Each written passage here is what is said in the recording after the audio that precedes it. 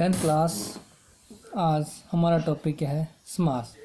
तो आपने चित्र के माध्यम से भी समास पढ़े हैं, समझे होंगे। समास जो है उसके भेद प्रकार बताए गए हैं। 4 प्रकार का है मुख्य रूप से, और 2 तत्पुरुष के भेद हैं, द्विगु और कर्मधारय। तो आज इसके बाद हम जो है इसकी परिभाषा लिखेंगे। समास की परिभाषा क्या है?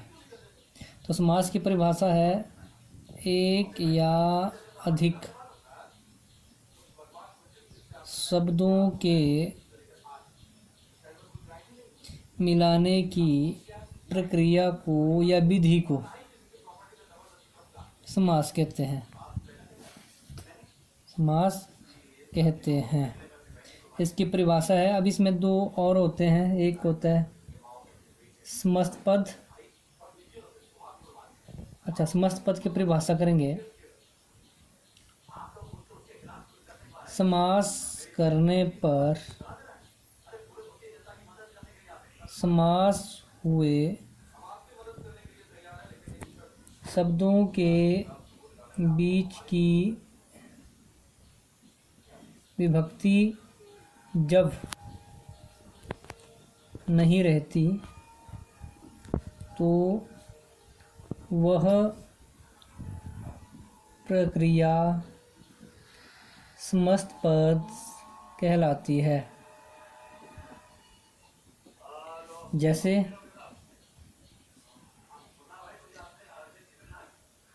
राज पुरुषः या गंगा जलम। ये समस्त पद है। समस्त पद का मतलब 2 शब्दों को एक करके लिखना। अब इसके बाद दूसरा जो आता है वो आता है विग्रह। समास में दूसरी चीज़ होती है विग्रह। विग्रह क्या होता है?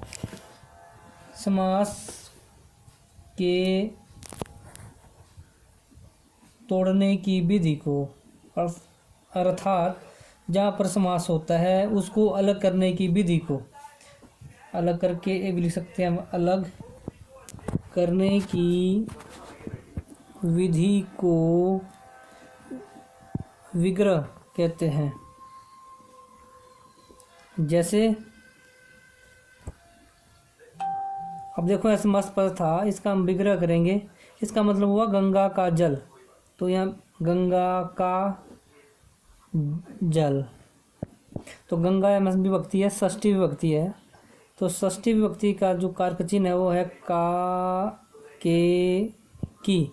तो इनमें तीनों में से कोई एक लगेगा। तो यहाँ गंगा का जल अर्थात गंगा का पानी। इस प्रक्रिया को हम बोलेंगे विग्रह। क्या बोलेंगे इस प्रक्रिया को? विग्रह। अच्छा, इसके बाद अब अव्ययभाव समास है पहला, तो हम अव्ययभावी करते हैं। तो अव्ययभाव जो समास है इसकी परिभाषा क्या होगी? इसमें पहला शब्द अव्यय या उपसर्ग होता है और दूसरा शब्द संज्ञा होता है। जैसे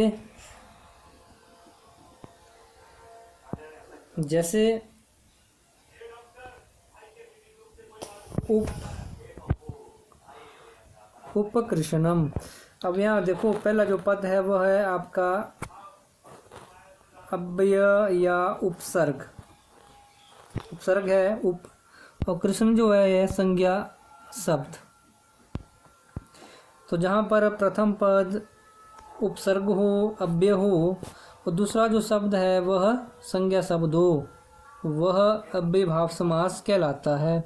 तो इसके क्या नियम हैं वो हम अगले वीडियो में समझेंगे। आज के लिए इतना ही।